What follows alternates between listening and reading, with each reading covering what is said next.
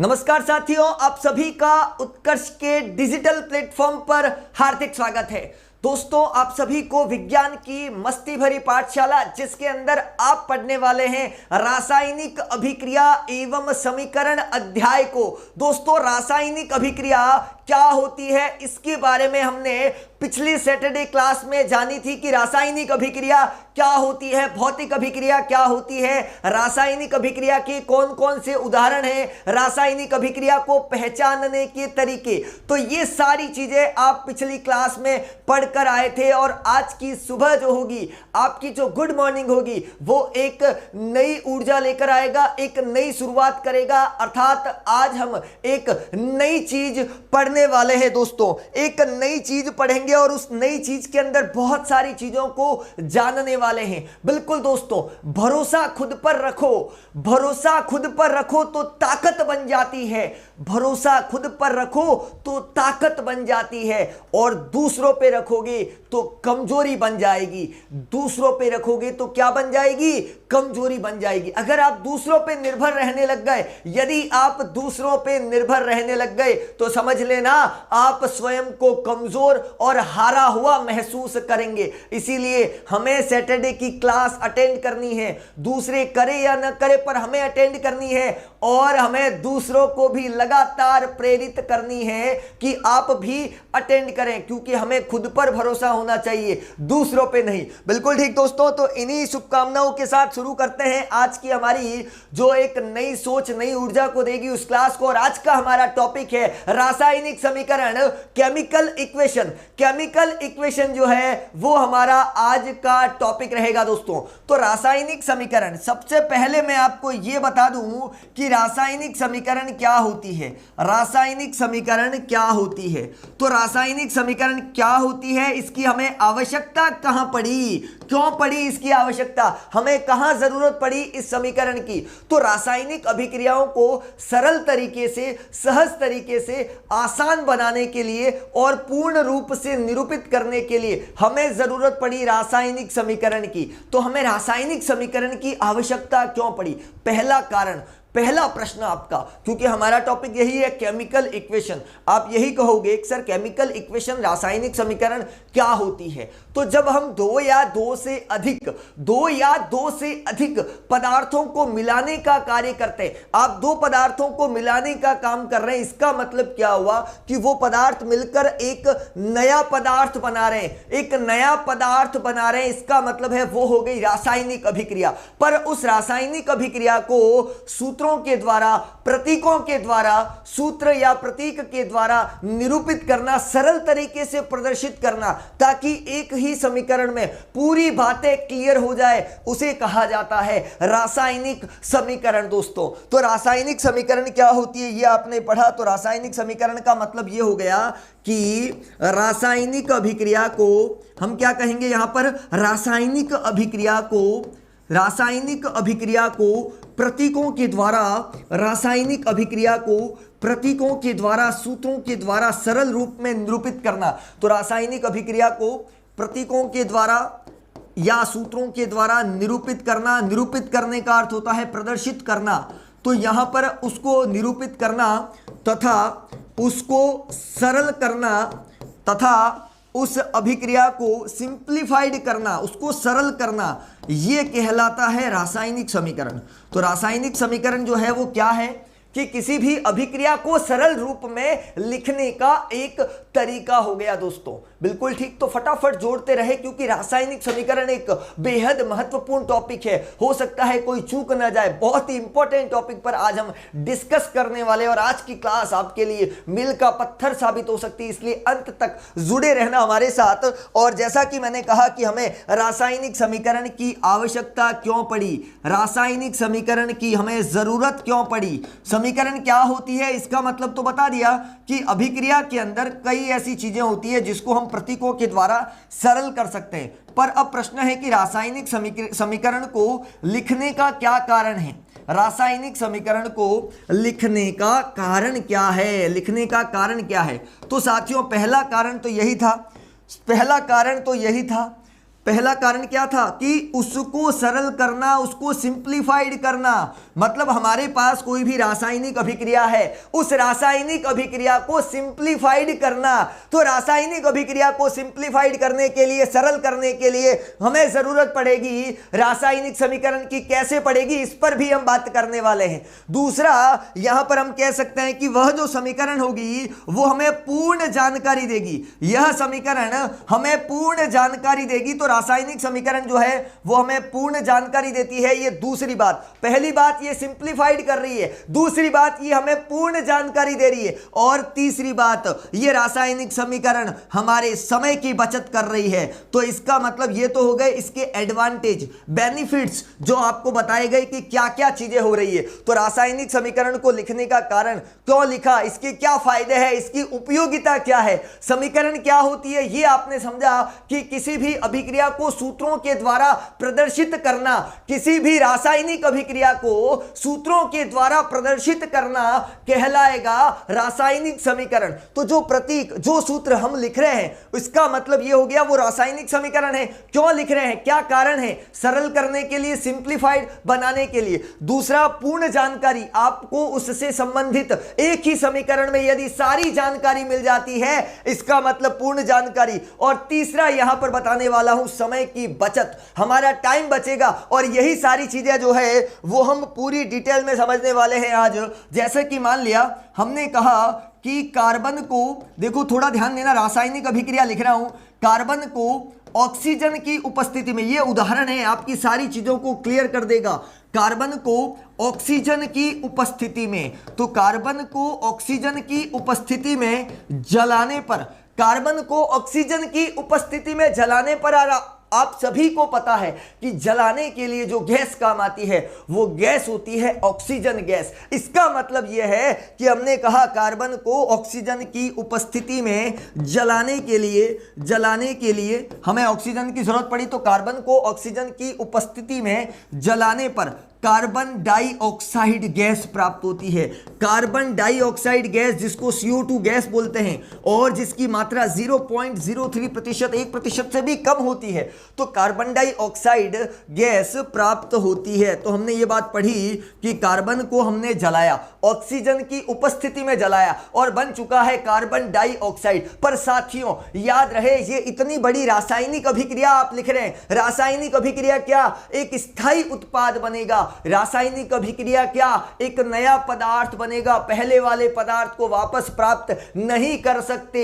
इसका मतलब है कि ये जो कहलाएगा वो कहलाएगा रासायनिक अभिक्रिया। अब विषय यहां पर यह आ रहा है जो मैं बताने की कोशिश कर रहा हूं, कार्बन को ऑक्सीजन की उपस्थिति में जलाया, कार्बन डाइऑक्साइड गैस प्राप्त हुई। ये सारी चीजें जो है एक अभिक्रिया की फॉर्मेट में, यदि हम इसको सरल रूप में लिखे, और सरल रूप में लिखने के लिए तरीका क्या रहेगा, हमने लिखा यहां पर कार्बन, ये लिखा कार्बन प्लस ऑक्सीजन, तो ये लिखा ऑक्सीजन, तो कार्बन प्लस ऑक्सीजन, ध्यान देना दोस्तों, यहां पर कार्बन प्लस ऑक्सीजन बन चुका है कार्बन डाइऑक्साइड, बन चुका है कार्बन डाइऑक्साइड। बिल्कुल ठीक। इसका मतलब यह हुआ कि ये अगर मैं लिख देता हूं सफिशिएंट है, आप पहचान जाओगे कि यह एक रासायनिक समीकरण है। इतनी सारी चीजें हमें लिखने की आवश्यकता नहीं है, इतनी सारी चीजें, क्योंकि देखो ये कार्बन है, ये कार्बन है, ये क्या है, ऑक्सीजन। तो कार्बन प्लस ऑक्सीजन मतलब कार्बन को ऑक्सीजन की उपस्थिति में जलाया गया, क्रिया करवाई गई, कार्बन और ऑक्सीजन की क्रिया करवाई गई, और बन चुका है कार्बन डाइऑक्साइड, बन चुका है कार्बन डाइऑक्साइड। बहुत सिंपल है, बहुत सिंपल है। अब इसी चीज को मैं कह रहा हूं और सरल करें। आप तो लैंग्वेज फॉर्मेट में लिख रहे हो, पहला तरीका ये, पहला तरीका आपने लैंग्वेज के फॉर्मेट में लिखा कि कार्बन ऑक्सीजन कार्बन डाइऑक्साइड। अब इसी को मैं अगर प्रतीक और सूत्रों के द्वारा लिखूं, यदि मैं इसी को प्रतीक और सूत्रों के द्वारा लिखूं, इसका मतलब यह है कि यहां पर लिखूंगा कार्बन प्लस ऑक्सीजन, और यह बन चुका है CO2। इसका मतलब यह हुआ कि आपने यहां पर प्रतीकों के रूप में लिखा, कार्बन को C लिखा, ऑक्सीजन को O2 लिखा, और कार्बन डाइऑक्साइड को CO2 लिखा। तो रासायनिक समीकरण क्या है, पहली चीज जो मैं कह रहा था, सरल शब्दों में, सरल एक किसी अभिक्रिया अभिक्रिया को सरल रूप में लिखने का तरीका है। दूसरा तरीका, अगर आप अभिक्रिया लिखोगे तो ये लिखने में और ये लिखने में समय की बचत होगी, समय की बचत होगी और हमें पूर्ण जानकारी मिल जाएगी कि इस समीकरण में क्या क्या हुआ था। तो पूर्ण जानकारी मिल गई, समय की बचत हो गई और साथ ही साथ हमने यहां पर क्या देखा कि यह अभिक्रिया जल्दी जल्दी सॉल्व होने के साथ पूरी जानकारी दे रही है और सिंप्लीफाइड भी हो गई। तो सारी चीजें बिल्कुल क्लियर हो चुकी है यहां पर जो बताई गई। अब विषय यह आता है कि रासायनिक समीकरण को जब आप लिख रहे हैं तो इस रासायनिक समीकरण में कौन कौन से अवयव होते हैं, कौन कौन से अवयव होते हैं। अवयव का मतलब होता है कि इसके कौन कौन से भाग होते हैं, कैसे हम दर्शाएंगे रासायनिक समीकरण को, कैसे हम रासायनिक समीकरण को लिखेंगे, ये सारी चीजें हम यहां पर करने वाले। तो रासायनिक समीकरण जैसा कि कहा कि ये एक प्रकार का एरो आपको दिखाई दे रहा है, एरो बता रहा है कि आप किस दिशा में जा रहे हो। अगर एरो आगे की तरफ चल रहा है तो इसका मतलब यह है कि आपको यह पता चल गया है कि हम किस दिशा में आगे की ओर जा रहे हैं। एरो वापस पीछे की ओर आ रहा है, इसका मतलब आप रिवर्स चल रहे हो, तो एरो से हमें उसकी डायरेक्शन पता चलेगी, उसकी दिशा पता चलेगी कि समीकरण किस दिशा में हो रही है, ये हमें यहां पर पता चलेगी, पहली बात। दूसरी बात, अब कौन कौन क्रिया कर रहा है, कौन कौन अभिक्रिया में भाग ले रहा है। तो अभिक्रिया में जो भाग लेता है, अभिक्रिया में जो भाग लेता है उसे कहा जाता है अभिकारक। क्या कहा जाता है? अभिकारक। तो जो जो अभिक्रिया में भाग लेगा उसे कहा जाएगा अभिकारक या क्रियाकारक, या इंग्लिश में कहूं तो रिएक्टेंट कहेंगे। और उसके बाद अभिकारक मिलकर बना रहा है उत्पाद। इसका मतलब है कि अभिकारक से बना उत्पाद, उत्पाद को कहते हैं क्रियाफल या कहते हैं प्रोडक्ट। तो इसका मतलब यह है कि हमने यहां पर रासायनिक समीकरण को तीन भागों में बांट दिया है। तीन चीजें यहां पर नजर आ रही है। पहली चीज रहेगी अभिकारक, दूसरी चीज रहेगी उत्पाद, दूसरी चीज क्या रहेगी? उत्पाद। और उसके बाद यहां पर अभिक्रिया किस दिशा में जा रही है, तो अभिक्रिया की दिशा, अभिक्रिया की दिशा। तो ये तीन चीजें बहुत ही जरूरी है। ये जो तीन चीजें मैं यहां पर बता रहा हूं कि रासायनिक समीकरण जो हम पढ़ने जा रहे हैं और इस रासायनिक समीकरण में कौन कौन से अवयव, एलिमेंट्स कौन कौन से होते हैं। तो यहां पर समीकरण को लिखने का तरीका कैसे लिखा जा रहा है, किस प्रकार लिखा जा रहा है। तो साथियों, पूर्ण मनोयोग के साथ आराम से बैठकर पढ़िए कि रासायनिक समीकरण को लिखने का तरीका। कोई साथी बंधु रह गया हो तो उसको भी बुला दीजिए ताकि उसको भी पता चले कि रासायनिक समीकरण क्या है। तो समीकरण को लिखने का तरीका, जैसा कि मैंने कहा, हमारे पास में अभिकारक होगा। पहली चीज हमारे पास में अभिकारक नंबर एक। इस अभिकारक का दूसरा नाम क्या होता है? क्रियाकारक। ये अभिकारक का दूसरा नाम क्या होता है? क्रियाकारक, या कह सकते हैं रिएक्टेंट। दूसरा यहां पर उत्पाद, ये एक और अवयव उत्पाद, जिसको कहेंगे प्रोडक्ट, या फिर जिसको आप कह सकते हैं क्रियाफल, क्रियाफल भी कह सकते हैं हम इसको। और तीसरा यहां पर कि अभिक्रिया की दिशा, अभिक्रिया की दिशा, किस दिशा में अभिक्रिया चल रही है, तो अभिक्रिया की दिशा। ये तीन चीजें बहुत ही महत्वपूर्ण है, बहुत ही महत्वपूर्ण चीजों पर हम बात कर रहे हैं। तो अभिक्रिया की दिशा, तो अभिकारक, क्रियाकारक, और यहां पर हमने कहा अभिक्रिया की दिशा, तो अभिकारक, उत्पाद और अभिक्रिया की दिशा। कितनी चीजें हो गई?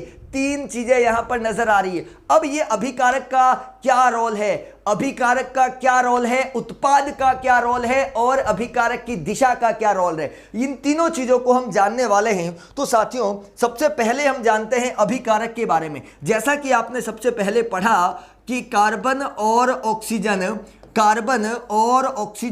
मिलकर बना रहे हैं कार्बन डाइऑक्साइड। इसका मतलब यह है दोस्तों कि कार्बन और ऑक्सीजन दोनों मिलकर बना रहे हैं कार्बन डाइऑक्साइड। ये तो हमें पता है कि कार्बन और ऑक्सीजन मिलकर क्या बना रहे हैं? Carbon dioxide. और ये आपके सामने जो लिखी गई है वो एक प्रकार की रासायनिक समीकरण है। तो रासायनिक समीकरण को एक लिखने का तरीका ये भी हो गया। तो रासायनिक समीकरण को आपने ये लिख दिया कि कार्बन प्लस ऑक्सीजन और कार्बन डाइऑक्साइड। अब मैं आपसे अगर ये कहूं कि आप अपनी रासायनिक समीकरण में केवल कार्बन को ले लें, ऑक्सीजन को न लें, तो क्या आपको कार्बन डाइऑक्साइड प्राप्त होगी? क्या आपको कार्बन डाइऑक्साइड प्राप्त होगी? तो आपका जवाब होगा नहीं होगी सर। पूछूंगा क्यों नहीं होगी, तो आपका जवाब मिलेगा कि सर इसलिए नहीं हो रही है क्योंकि यहां पर कार्बन है, पर कार्बन के साथ अगर कोई नहीं है तो कैसे बनेगा कार्बन डाइऑक्साइड? क्योंकि कार्बन डाइऑक्साइड में ऑक्सीजन के अवयव होते हैं ऑक्सीजन के अवयव होते हैं, इसका मतलब यहां पर आपने ऑक्सीजन लिया ही नहीं तो कार्बन डाइऑक्साइड कैसे प्राप्त हो सकता है? नहीं हो सकता। इसका मतलब यह हुआ कि यहां पर रासायनिक समीकरण में जो भाग ले रहे हैं, जो पार्टिसिपेट कर रहे हैं, अरे जब आप जंग के मैदान में उतरे ही नहीं तो आपको नॉलेज कैसे होगी? अब यहां पर उत्कर्ष का जो बिगुल बजा है, ये जो सैटरडे क्लास का अब आपने पढ़ी है तो आपको पता चलेगा समीकरण क्या होती है। जिसने पढ़ाई नहीं उसको कैसे पता चल सकता है? तो वही चीज यहां हो रही है। जब रासायनिक समीकरण जो हम पढ़ रहे हैं तो रासायनिक समीकरण में यहां पर एरो से पहले वाला जो पोर्शन है जिसमें कार्बन भी भाग ले रहा है उसमें ऑक्सीजन भी भाग ले रहा है, ये दोनों भाग ले रहे हैं, ये दोनों आपस में क्रिया कर रहे हैं। इसका मतलब क्या हुआ कि रासायनिक अभिक्रिया में भाग लेने वाले पदार्थों को कहा जाता है अभिकारक। क्या कहा जाता है? अभिकारक। तो ये कार्बन भी भाग ले रहा है, ऑक्सीजन भी भाग ले रहा है, ये दोनों परस्पर क्रिया कर रहे हैं, तो अभिकारक क्या होता है? ये चीज क्लियर हो गई। अब मैं बात करता हूं उत्पाद क्या होता है। उत्पाद जिसको कहते हैं प्रोडक्ट,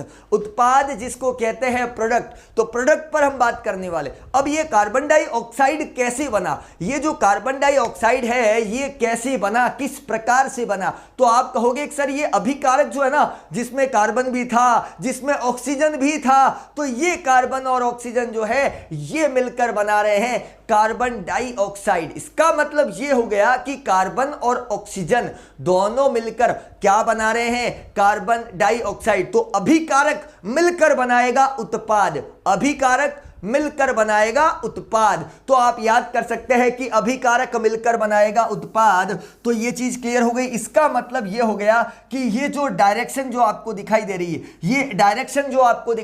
है, ये एरो, ये तीर का निशान ये बताने की कोशिश कर रहा है कि समीकरण किस दिशा में जा रही है, समीकरण की डायरेक्शन क्या है, ये यहां पर बताने की कोशिश की जा रही है। इसका मतलब है एरो से पहले वाला भाग, दोस्तों एरो से पहले वाला भाग कहा जाएगा अभिकारक, एरो से पहले वाला भाग कहा जाएगा अभिकारक। और ये यहां पर दिशा को बता रहा है, रासायनिक अभिक्रिया की दिशा, उसकी डायरेक्शन क्या है, और ये कार्बन डाइऑक्साइड जो कि है उत्पाद, प्रोडक्ट जिसको हम कहेंगे। अब आपका पहला प्रश्न यह है कि सर अभिकारक की परिभाषा क्या होगी, अभिकारक की परिभाषा क्या होगी? तो यहां पर जवाब दे दिया जाएगा कि अभिकारक की जो परिभाषा होगी, रासायनिक समीकरण में भाग लेने वाले पदार्थ या रासायनिक अभिक्रिया में भाग लेने वाले पदार्थ अर्थात पार्टिसिपेट करने वाले, तो अभिक्रिया में भाग लेने वाले पदार्थ, भाग लेने वाले मतलब जो पार्टिसिपेट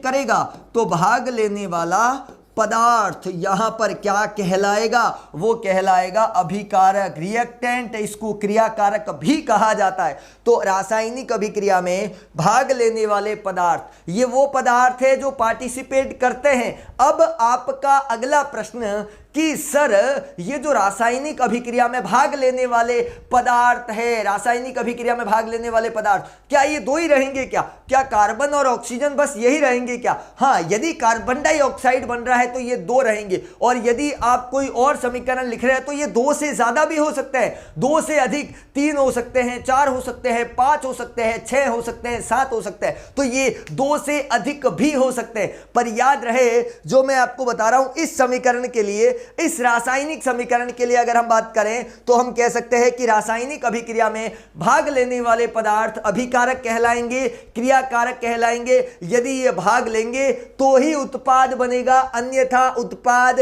नहीं बनेगा। ये आपने देखा। बात करता हूं आगे और यहां पर बात करूंगा उत्पाद की। ये उत्पाद किसे कहते हैं, प्रोडक्ट किसे कहते हैं, इसकी डेफिनेशन क्या होती है? तो उत्पाद की परिभाषा याद हो जाएगी आपको। उत्पाद की परिभाषा कि जो अभिकारकों से मिलकर बनता है, उत्पाद जो है वो अभिकारकों से मिलकर बनता है। याद रहे उत्पाद किससे मिलकर बनता है? अभिकारकों से। तो ये आपका पहला जवाब मिल चुका है। यहां पर उत्पाद क्या है? तो अभिकारकों से जो मिलकर बनता है, अभिकारकों से जो मिलकर बनता है उसे कहा जाता है उत्पाद।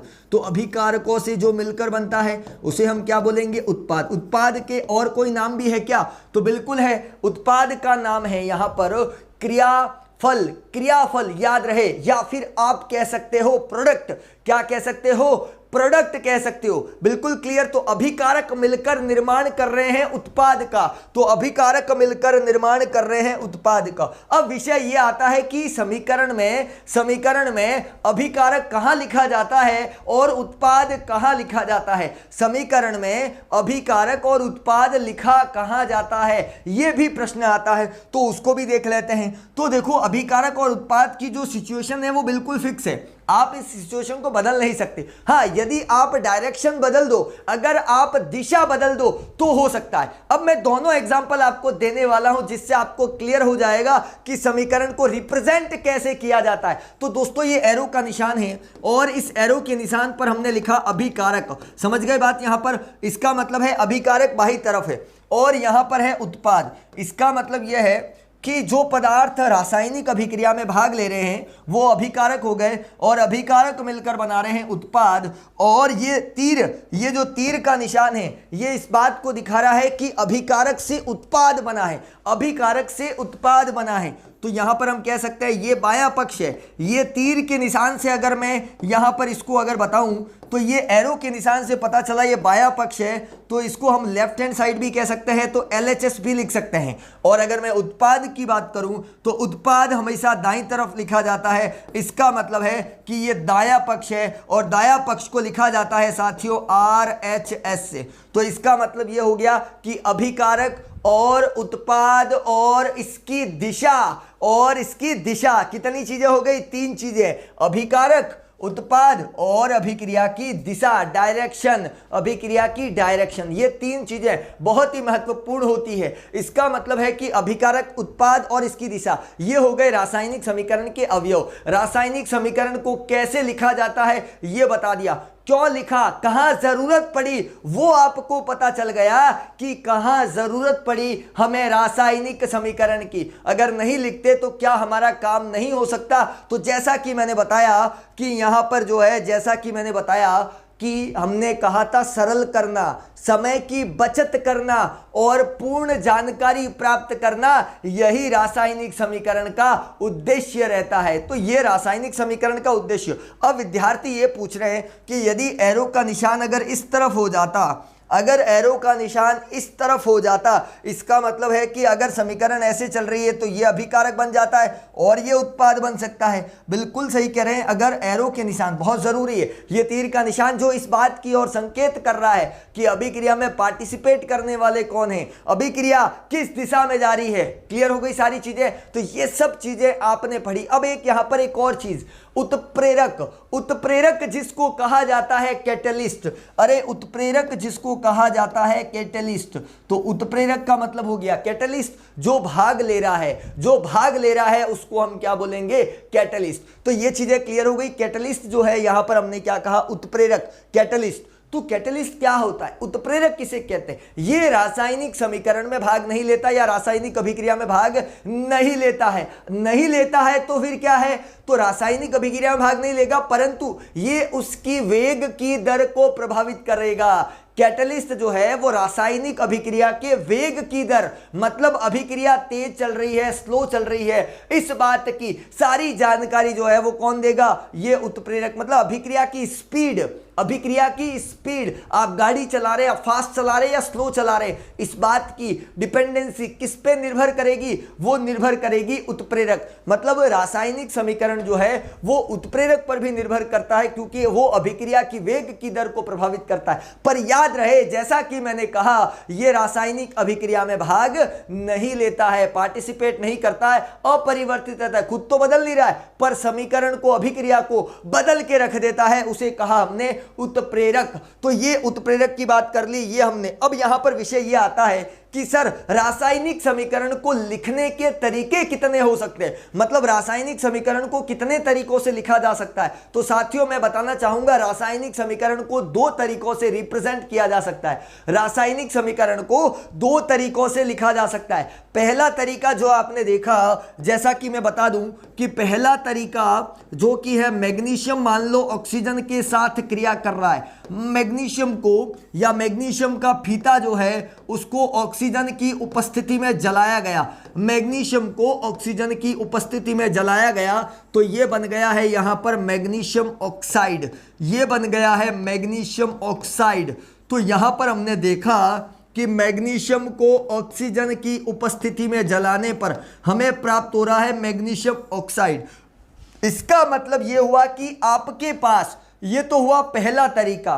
पहला तरीका आपने शब्दों से लिखा, रासायनिक समीकरण को किससे लिखा? शब्दों से लिखा, एक सरल सूत्र के माध्यम से उसको रिप्रेजेंट कर लिया, सरल सूत्र के माध्यम से आपने रिप्रेजेंट कर लिया। और दूसरी बात अगर मैं करूं सेकंड पोजीशन पे, अगर हम इसको ये लिखें, सूत्र के प्रतीक सूत्रों से न लिखकर उसके प्रतीकों से निरूपित करें। मैग्नीशियम को लिखा Mg, क्योंकि मैग्नीशियम का जो अपन मैग्नीशियम को तत्व को Mg से लिखते हैं, तो Mg यहां पर हो गया मैग्नीशियम, ये लिखा मैग्नीशियम। ऑक्सीजन को लिखते हैं O2 और मैग्नीशियम ऑक्साइड होता है 2MgO। तो आपने देखा कि मैग्नीशियम यहां पर लिखा आपने, इस मैग्नीशियम को बिल्कुल ठीक, ऑक्सीजन को क्या लिखा? O2 और मैग्नीशियम ऑक्साइड को लिखा 2MgO।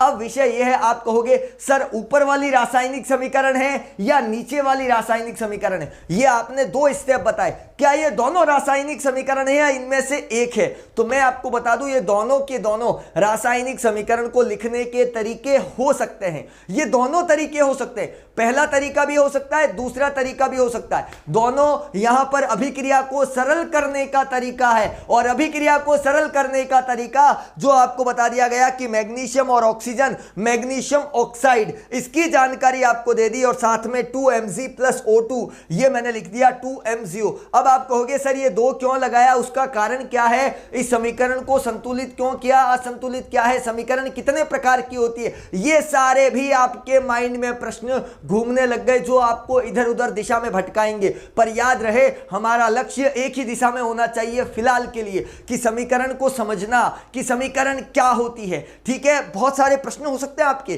कि सर Mg के आगे 2 क्यों लगाया, सर यहां पर 2 क्यों लगाया, ये नीचे नहीं लगा सकते क्या? ऐसे बहुत सारे प्रश्न हैं, और वो होती है रासायनिक समीकरण को संतुलित करने के तरीके। इसका मतलब यह है कि ये संतुलन क्या है, संतुलन क्या है, अगली चीज आपके माइंड में ये आ गई। तो ये लिखने का तरीका हुआ, जैसे ही हमने लिखा तो आपके मन में प्रश्न आ गए। इसका मतलब है कि इस रासायनिक समीकरण को हम 2 तरीकों से लिख सकते हैं। कितने तरीकों से लिख सकते हैं? 2 तरीकों से लिख सकते हैं। जैसा कि आपको ये सारी चीजें बिल्कुल क्लियर कर दी है, आप देख सकते हैं, हमने पढ़ा अभिकारक, क्रियाकारक, एरो का निशान, उत्प्रेरक, भाग लेने वाला, उत्पाद, क्रियाफल आपने देखा।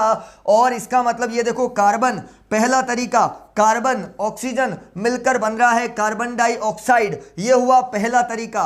दूसरा तरीका, कार्बन को C से लिखा, O2 से लिखा और बन गया CO2। तो ये सारी चीजें आपने पढ़ ली, इसका मतलब है बिल्कुल क्लियर है। आगे बढ़ते हैं, और आगे बढ़ने पर हमें पता चला कि रासायनिक समीकरण जो है वो 2 प्रकार की होती है। इक्वेशन के जो टाइप्स है, समीकरण के जो टाइप्स है, वो कितने टाइप्स है? 2 टाइप है। आपने पढ़ा कि समीकरण में अवयव कौन कौन से होते हैं? अभिकारक, उत्पाद और उसकी डायरेक्शन, उसकी दिशा। तो यहां पर अभिकारक, उत्पाद और उसकी दिशा, परंतु यहां पर जो है मैं देख रहा हूं रासायनिक समीकरण, मैं देख रहा हूं रासायनिक समीकरण जिसमें ये तो है संतुलित समीकरण, ये है असंतुलित समीकरण, balanced equation, unbalanced equation, balance और अनबैलेंस। तो यहां पर जो है शब्द समीकरण का अर्थ होता है कि हमने समीकरण को जो है वो शब्दों से लिखा, केवल सूत्रों के माध्यम से लिखा, फिर उसी को हमने प्रतीक से लिखा। तो समीकरण को लिखने के दोनों तरीके हो सकते हैं, परंतु यहां मैं ये बताने की कोशिश कर रहा हूं कि समीकरण को हम 2 प्रकार से लिख सकते हैं। अब आपके मन में अगला प्रश्न कि सर ये संतुलित क्या होता है और सर ये असंतुलित क्या होता है, अरे बैलेंस्ड क्या होता है, अनबैलेंस्ड क्या होता है, ये आपका अगला प्रश्न है जो आपके माइंड में चल रहा है, बैलेंस और अनबैलेंस। इसको भी हम दूर करते हैं, और दूर करने के लिए हमें देखना पड़ेगा, जैसा कि आप संतुलित, आप कोई सामान लेने जाते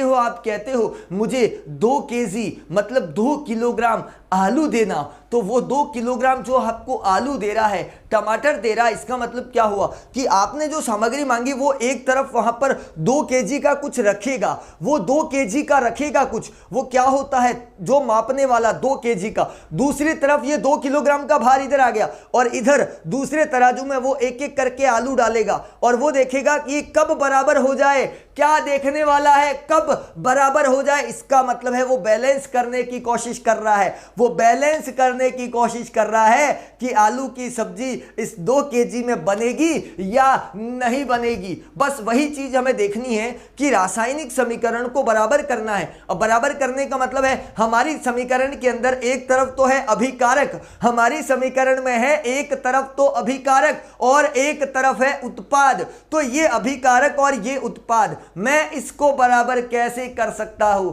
अभिकारक और उत्पाद को बराबर कैसे कर सकता हूं। तो इसका मतलब यह हुआ कि यदि अभिकारक के परमाणुओं की संख्या, यदि अभिकारक के परमाणुओं की संख्या और उत्पाद के परमाणुओं की संख्या यदि बराबर है, इसका मतलब है कि वह समीकरण जो है वो संतुलित समीकरण है, बैलेंस्ड इक्वेशन है। तो यहां पर हमने बैलेंस इक्वेशन को पढ़ा कि बैलेंस इक्वेशन क्या होता है, तो आपने बहुत सिंपली देख लिया कि इस तराजू में तो है अभिकारक, बिल्कुल ठीक अभिकारक है, और बिल्कुल इसी तराजू में है उत्पाद, और ये यदि बराबर है अभिकारक और उत्पाद बराबर, मतलब अभिकारक के परमाणु, अभिकारक के परमाणुओं की संख्या और उत्पाद के परमाणुओं की संख्या यदि बराबर है तो हम कहेंगे कि समीकरण जो है वो बिल्कुल संतुलित है, बिल्कुल संतुलित है। परमाणुओं की संख्या बराबर होनी चाहिए। कैसे, किस प्रकार से, इसको हम समझने वाले। जैसे उदाहरण के लिए आपने यहां पर लिखा 2mg, थोड़ा ध्यान देना, 2mg लिखा और यहां अगर मैं लिखता हूं O2 और ये मिलकर बना रहे हैं यहां पर 2mg और O।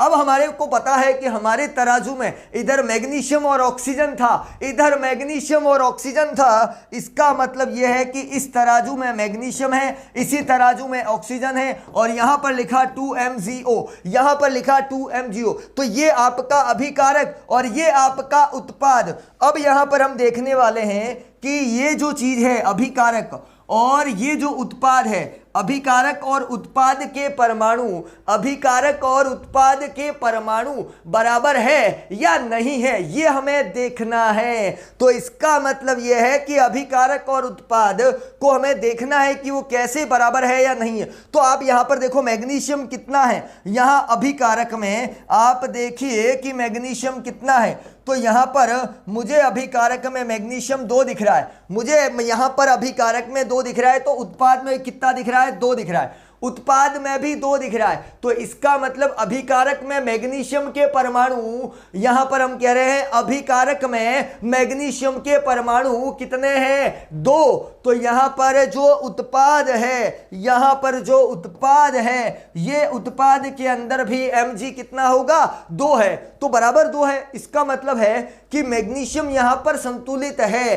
क्या है, संतुलित। जैसा कि आपने आलू टमाटर ले लिया तो आपने 2 के जितना सामान लिया उतना माल इधर रहेगा, फिर दूसरी तरफ उतना बराबर करने के लिए, नहीं तो ऐसा तो नहीं है कि 2 केजी का ऑर्डर दिया और 1 केजी का सामान लेकर घर आ गए, ऐसा थोड़ी होता है। पैसे 2 केजी के दिए तो 2 केजी का ही सामान लेकर आएंगे, बिल्कुल ठीक। तो यहां पर हमने कहा कि 2mg प्लस O2 और ये मैंने लिखा 2MgO, इसका मतलब है मैग्नीशियम के परमाणु इधर भी 2 और इधर भी 2, तो मैग्नीशियम यहां पर बराबर चल रहा है, ये आपने देखा। अब आगे बढ़ते हैं, और ये ऑक्सीजन, अभिकारक में ऑक्सीजन, अभिकारक में ऑक्सीजन के परमाणु, यहां पर अभिकारक में ऑक्सीजन के परमाणु कितने हैं, 2 है। तो जरा उत्पाद में भी ऑक्सीजन के परमाणु कितने हैं, 2। इसका मतलब अभिकारक और उत्पाद, अभिकारक और उत्पाद जो है, अभिकारक और उत्पाद के परमाणुओं की संख्या यहां पर समान है, और जब समान होता है दोस्तों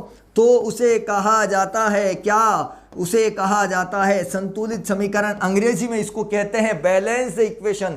परिभाषा क्या बनने जा रही है, आप स्वयं बना दीजिए अब तो परिभाषा, कि किसी रासायनिक अभिक्रिया में, किसी रासायनिक अभिक्रिया में अभिकारक व उत्पाद, अभिकारक व उत्पाद के परमाणुओं की संख्या, अभिकारक व उत्पाद के परमाणुओं की संख्या यदि समान है, अभिकारक व उत्पाद के परमाणुओं की संख्या क्या है, समान है। इसका मतलब ये है कि हम यहां पर कह सकते हैं कि वह समीकरण कैसी है, संतुलित। तो रासायनिक अभिक्रिया में अभिकारक और उत्पाद के परमाणुओं की संख्या यदि समान है, अभिकारक और उत्पाद के परमाणुओं की संख्या क्या है, समान। कहां पर, किसी रासायनिक अभिक्रिया में। इसका मतलब है वो समीकरण कैसी समीकरण है, संतुलित समीकरण, बैलेंस्ड इक्वेशन। अब जरा हम बात कर लें यहां पर असंतुलित समीकरण, और असंतुलित समीकरण में हम यहां पर क्या देखेंगे, असंतुलित समीकरण में हम देखेंगे कि अभिकारक और उत्पाद बराबर नहीं है। असंतुलित समीकरण में हम यहां पर देख रहे हैं कि अभिकारक और उत्पाद जो है वो संतुलित नहीं है। इसका मतलब है कि क्यों नहीं है, अगर नहीं है तो कैसे कर सकते हैं, और रासायनिक समीकरण किस पर निर्भर करती है ये भी हम देखने वाले हैं कि रासायनिक समीकरण किस पर निर्भर करती है। तो थोड़ा ध्यान देना, जो मैं आपको बता रहा हूं रासायनिक समीकरण का ये दूसरा तरीका जो मैं कह रहा हूं, असंतुलित समीकरण। असंतुलित समीकरण, असंतुलित समीकरण को कहा जाता है अनबैलेंस्ड समीकरण। पहली बात अनबैलेंस्ड समीकरण। दूसरी बात कि ये जो असंतुलित समीकरण होती है उसे कहा जाता है कंकाली रासायनिक समीकरण, उसे कहा जाता है कंकाली रासायनिक समीकरण। इसका मतलब है कि असंतुलित का एक और नाम हमारे सामने आ गया है। जैसे कि आपका भी नाम चिंकू पिंकू मिंकू कुछ भी नाम हो सकता है, उसी प्रकार यहां पर भी असंतुलित समीकरण का दूसरा नाम हमें नजर आ रहा है। वो नजर आ रहा है यहां पर क्या, वो आ रहा है कंकाली रासायनिक समीकरण। ये कंकाली रासायनिक समीकरण जो है जिसकी हम बात कर रहे हैं, अनबैलेंस्ड इक्वेशन की बात कर रहे हैं। अरे ये अनबैलेंस्ड इक्वेशन क्या होती है, जैसे मान लिया कि यहां पर C+O2 था और मैं यहां लिखता हूं CO, ये मैं लिख रहा हूं CO, तो इसका मतलब यह है, इसका मतलब यह है कि ये कार्बन, ये ऑक्सीजन और बना दिया यहां पर कार्बन मोनोऑक्साइड CO, जो कि संभव नहीं है। यहां पर आप देख रहे हैं कि परमाणुओं की संख्या बराबर नहीं है, परमाणुओं की संख्या बराबर नहीं है। तो यहां पर आप देख रहे हो कार्बन कितना है, 1, और यहां पर भी कार्बन 1 ही है। कार्बन तो बराबर है, जो कार्बन के परमाणु हैं, जो कार्बन के परमाणु हैं वो यहां पर बराबर है, परंतु याद रहे कि हमें ऑक्सीजन के परमाणु भी बराबर करने, क्योंकि अभिकारक में दोनों भाग ले रहे हैं। आप क्या देखने की कोशिश कर रहे हो, क्या अभिकारक में कार्बन अकेला है, नहीं, अभिकारक में कार्बन और ऑक्सीजन दोनों है, क्रियाकारक में दोनों है, कार्बन भी है ऑक्सीजन भी है। इसका मतलब दोनों के परमाणु जो है वह उत्पाद में होने चाहिए। तो उत्पाद में होने चाहिए, इसका मतलब यह हुआ कि यहां पर यह बन गया कार्बन मोनोऑक्साइड, कार्बन मोनोऑक्साइड। इसका मतलब आपने देख लिया यहां पर कि ऑक्सीजन के परमाणु इधर 2 और इधर 1, इसका मतलब गड़बड़ है, हमारे साथ चोरी की जा रही है। इधर ये और उधर वो, कहा जा रहा है 2 kg और हमें राजी कर दिया जा रहा है 1 kg में, नहीं, ऐसा संभव नहीं है। इसका मतलब क्या हुआ, ये रासायनिक समीकरण जो है इस प्रकार की असंतुलित कहलाएगी, क्योंकि रासायनिक समीकरण वो यहां पर निर्भर करती है, डिपेंड करती है, किस पे निर्भर करती है। बताना चाहूंगा कि रासायनिक समीकरण निर्भर करती है द्रव्यमान संरक्षण के नियम पर। किस पर निर्भर करती है, द्रव्यमान संरक्षण के नियम पर निर्भर करती है। बताऊंगा कि द्रव्यमान संरक्षण का नियम क्या होता है और इसका उदाहरण क्या हो सकता है, समीकरण को संतुलित करना क्यों जरूरी है, किस प्रकार समीकरण को संतुलित किया जाता है। दोस्तों सारी चीजें पढ़ने वाले हैं, सब्र रखिए, सब्र का फल बेहद मीठा होता है। इंतजार करो बस उस पल का जब आपको सारी चीजें एक के बाद एक समझ में आने लग जाए। ये बोर्ड क्लासेस, ये सैटरडे वाली क्लासेस आपके जीवन को बहुत ऊंचाइयों तक ले जाने वाली है। तो जितना हो सके इनमें जोड़ने का काम करें, क्योंकि ज्ञान वो प्रकाश का दीपक है, जितना फैलाओगे हमारा उजाला बढ़ता जाएगा। बिल्कुल दोस्तों, तो संतुलित यहां पर पढ़ा, असंतुलित पढ़ा, डेफिनेशन यहां पर लिखने की आवश्यकता है या नहीं है बता दीजिए, ताकि लिखकर बता दूं कि यहां पर अभिकारक और उत्पाद, अगर मैं बात करूं अभिकारक और उत्पाद के परमाणुओं की संख्या, पहले याद रहे किसी रासायनिक अभिक्रिया में लिखना ऐसा पहला वर्ड, क्योंकि चैप्टर का नाम है ये, तो इस प्रकार से याद कर लीजिए, किसी रासायनिक अभिक्रिया में अभिकारक व उत्पाद के परमाणुओं की संख्या, परमाणुओं की संख्या का मतलब हो गया कि कार्बन के परमाणु कितने हैं और ऑक्सीजन के परमाणु कितने हैं। तो यहां पर हम कहेंगे अभिकारक व उत्पाद के परमाणुओं की संख्या जो है वो समान नहीं है। अरे समान नहीं है, इसका मतलब है कि इक्वल नहीं है, और इक्वल नहीं है इसीलिए उसको क्या बोल दिया, असंतुलित बोल दिया, इसीलिए उसको बोल दिया अनबैलेंस्ड, और कह दिया इसका एक और नाम, जो कि कंकाली रासायनिक समीकरण। अक्सर प्रश्न वही बनता है जो यूनिक होता है, जो बिल्कुल यूनिक, जैसे कि कंकाली रासायनिक समीकरण। बच्चा कहीं ना कहीं कंफ्यूज होगा, पहचानने में गड़बड़ जरूर करेगा, इसीलिए ऐसा नाम यहां पर आपको दिखाई दे रहा है। ठीक है दोस्तों, अब मैं आपको यह बताने की कोशिश कर रहा था कि यह संतुलित और यह असंतुलित, तो रासायनिक समीकरण किस पर निर्भर करती है, तो बात करना चाहूंगा कि रासायनिक समीकरण या रासायनिक अभिक्रिया जो है वो द्रव्यमान संरक्षण के नियम पर निर्भर करती है। किस पर निर्भर करती है? द्रव्यमान संरक्षण के नियम पर। अब आपके मन में प्रश्न आ चुका है, आपका मस्तिष्क दौड़ने लग गया है, सर द्रव्यमान संरक्षण का नियम क्या होता है, किसे कहते हैं यहां पर द्रव्यमान संरक्षण, हमें बताइए। देखो, संरक्षण का मतलब होता है सुरक्षित, अपने आप को सुरक्षित रखना। जिस प्रकार आप सुरक्षित हो, अपना भविष्य देख रहे हैं, उत्कर्ष के साथ अपने सफरनामे को तय कर रहे हैं, उसी प्रकार द्रव्यमान संरक्षण का जो नियम होगा उसके अंदर क्या होगा, किसी रासायनिक अभिक्रिया में द्रव्यमान को नष्ट नहीं कर सकते, किसी रासायनिक अभिक्रिया में द्रव्यमान को नष्ट नहीं कर सकते। द्रव्यमान को नष्ट नहीं कर सकते तो क्या कर सकते हैं? द्रव्यमान को नष्ट भी नहीं कर सकते और उत्पन्न भी नहीं कर सकते। अच्छा, द्रव्यमान को नष्ट नहीं कर सकते, उत्पन्न नहीं कर सकते, फिर क्या कर सकते हैं? वो केवल और केवल दूसरे रूप में रूपांतरित हो जाएगी। वो नष्ट नहीं होगा, वो रूपांतरित हो जाएगा। क्या हो जाएगा? रूपांतरित हो जाएगा। इसका मतलब यह है कि हम कह सकते हैं कि द्रव्यमान को न तो उत्पन्न किया जा सकता है, और न ही नष्ट किया जा सकता है। फिर से वही कहूंगा, इस नियम के अनुसार, क्योंकि लिखने का तरीका भी बहुत जरूरी है। आप सभी बोर्ड के विद्यार्थी हैं, आपकी प्रतिस्पर्धा कई सारे विद्यार्थियों से होने वाली है, तो आप अपने आप को लिमिटेशंस में न रखें, अपने शब्दों के ज्ञान को फैला कर लिखें। और हमने कहा इस द्रव्यमान संरक्षण के नियम के अनुसार किसी रासायनिक अभिक्रिया में द्रव्यमान को न तो सृजित किया जा सकता है और न ही उसका विनाश। तो हमने कहा किसी रासायनिक अभिक्रिया में द्रव्यमान को न तो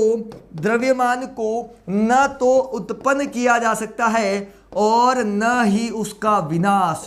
तो इसका मतलब है कि आप उत्पन्न नहीं कर सकते।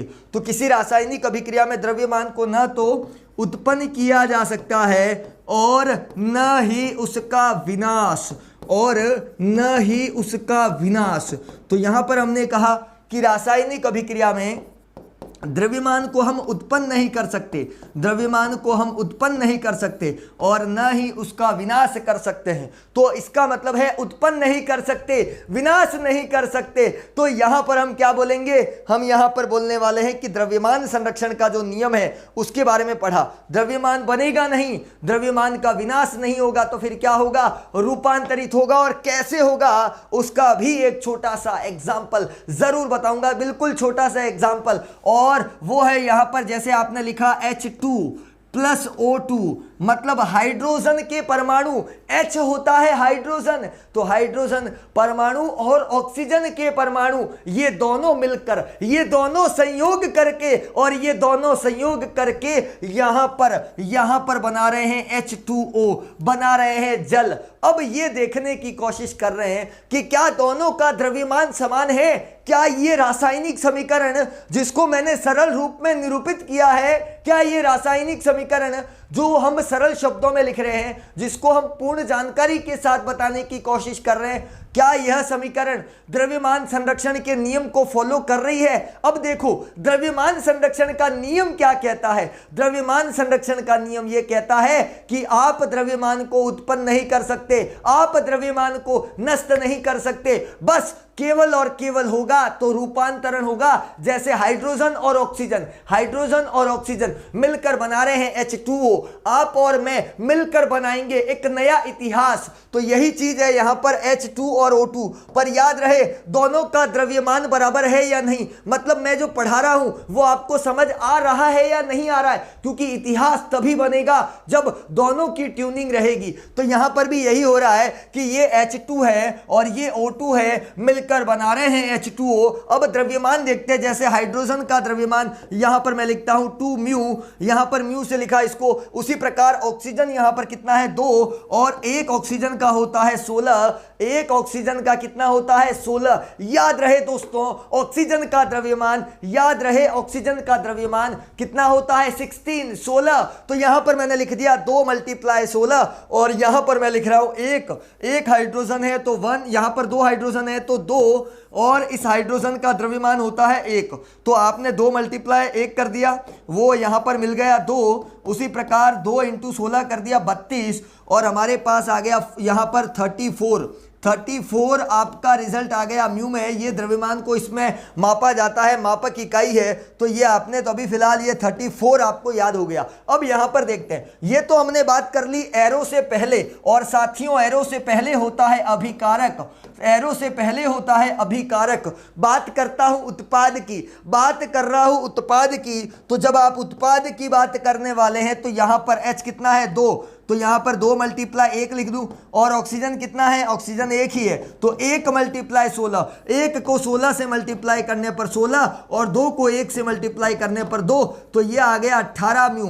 तो यहां पर आपको जो ये दिखाई दे रहा है, ये यहां पर जो आपको दिखाई दे रहा है, आप देखिए ये 34 है और ये 18 है। अरे ये कहां चले गए 16, ये 16 कम कैसे पड़ गए? ये तो वही बात हुई कि हमने बताया इतना और निकला उतना। बहुत गड़बड़ है, बहुत गड़बड़ है। वो कह रहा है ये 10 किलो सामान है और हमें मिल रहा है 5 केजी।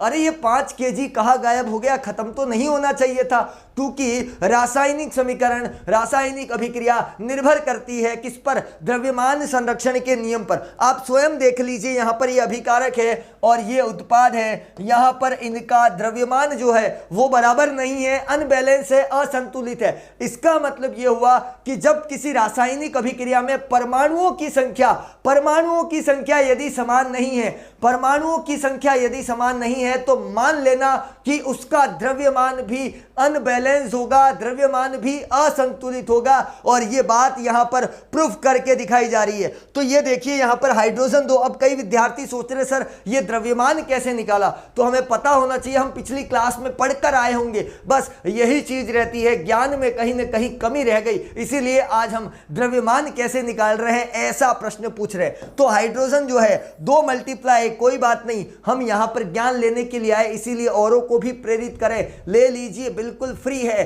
तो ये जो फ्री की चीज होती है ना, बड़े काम की होती है। 2 × 1, तो ये हो गया यहां पर 2, और ये 16 × 2, क्योंकि ऑक्सीजन यहां पर एक ऑक्सीजन का द्रव्यमान 16, 1 का 16, तो 2 का कितना हो गया? इजी है यहां पर, तो 2 × 16, ये तो वही बात, एक चॉकलेट 5 रुपए की, दो कितने की, 10 रुपए की, तो बिल्कुल आसान है कि 2 × 16 32 और ये 2 हो गया 34। उसी प्रकार यहां पर देखा तो 18, ये द्रव्यमान संरक्षण को फॉलो नहीं कर रही है, परंतु हमें पता है कि रासायनिक अभिक्रिया में द्रव्यमान कभी नष्ट नहीं होगा। हमें पता है कि रासायनिक अभिक्रिया में द्रव्यमान कभी भी नष्ट नहीं होगा, वो हमेशा वही रहेगा जो होना चाहिए, कभी नहीं बदलेगा। इसका मतलब क्या हुआ कि रासायनिक अभिक्रिया को नष्ट नहीं कर सकते, उत्पन्न नहीं कर सकते। जैसा कि आपने कहा कि ये मान लिया कार्बन है, ये ऑक्सीजन है, मिलकर बन रहा है CO2, बिल्कुल आसान। इस कार्बन का द्रव्यमान होता है 12,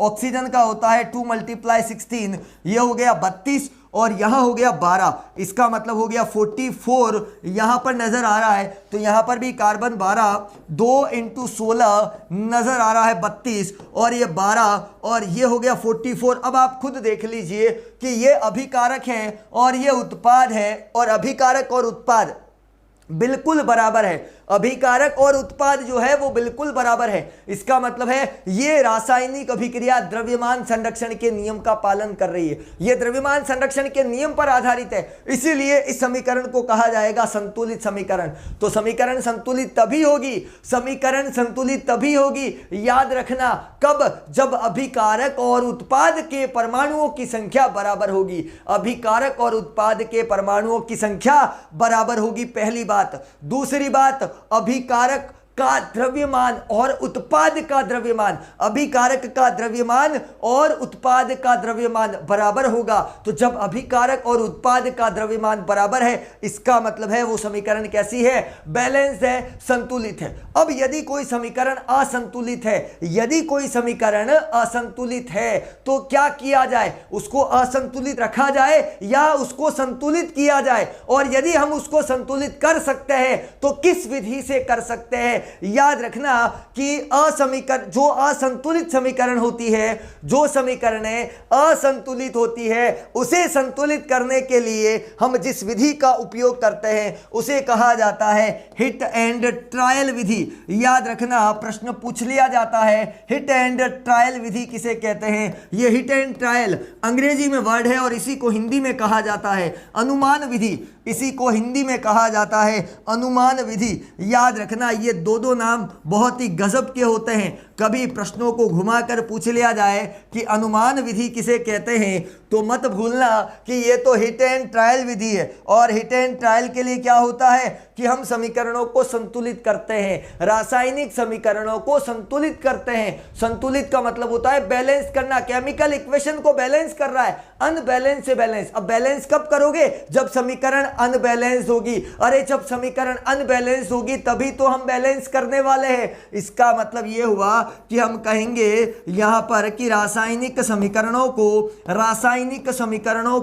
संतुलित करने की विधि। तो रासायनिक समीकरणों को संतुलित करने की विधि, या आप कह सकते हो कि असंतुलित रासायनिक समीकरण को संतुलित करने की विधि को हम क्या बोलेंगे? हिट एंड ट्रायल, या फिर हम उसे कहेंगे अनुमान विधि। तो दोनों परिभाषाएं ठीक है। विज्ञान के अंदर यही होता है कि हम किसी एक चीज को लिखने के बहुत सारे तरीके ढूंढ लेते हैं, निकाल लेते हैं। तो यदि आपको समीकरण को संतुलित करना है, आप किस विधि से करेंगे? आप करेंगे यहां पर संतुलित विधि से। तो दोस्तों, आज की क्लास में आपने पढ़ा रासायनिक समीकरण क्या होता है। रासायनिक समीकरण में आपने देखा क्यों हम रासायनिक समीकरण का उपयोग कर रहे हैं, सरल करने के लिए और कम समय और पूर्ण जानकारी मिले, इसलिए रासायनिक समीकरण कौन कौन परिवार में थे? अभिकारक, उत्पाद और अभिक्रिया की दिशा। बहुत जरूरी है ये सारी चीजें हमें जानना। अभिकारक कौन? जो अभिक्रिया में भाग लेता है। उत्पाद कौन? जिससे मिलकर बना है अभिकारक, जिससे मिलकर बना है अभिकारक। बिल्कुल ठीक। तो ये अभिकारक और ये उत्पाद की हमने बात कर ली। अब समीकरण के दो प्रकार, बैलेंस, अनबैलेंस, संतुलित, असंतुलित, बात कर ली बैलेंस जिसमें अभिकारक और उत्पाद के परमाणु बराबर है, और असंतुलित जिसमें अभिकारक और उत्पाद के परमाणुओं की संख्या बराबर नहीं है। इसे कहा हमने क्या? असंतुलित। कंकाली रासायनिक समीकरण, दूसरा नाम मत भूलना, कंकाली रासायनिक समीकरण। फिर हमने कहा कि यह किस नियम पर आधारित है? पढ़ा हमने द्रव्यमान संरक्षण के नियम पर आधारित है। द्रव्यमान कभी नष्ट नहीं होगा, कभी उत्पन्न नहीं होगा, बस होगा तो केवल और केवल रूपांतरण होगा। हमें भी कोई नष्ट नहीं कर सकता, परंतु हम केवल रूपांतरित होंगे। हम नहीं पढ़ने वाले नहीं बनेंगे, हम बनेंगे पढ़ने वाले। हम पढ़कर अपना भविष्य खुद बनाएंगे। बिल्कुल दोस्तों, तो ये सारी चीजें आपने पढ़ी यहां पर रासायनिक समीकरण के अंदर। बस अंत में यही कहना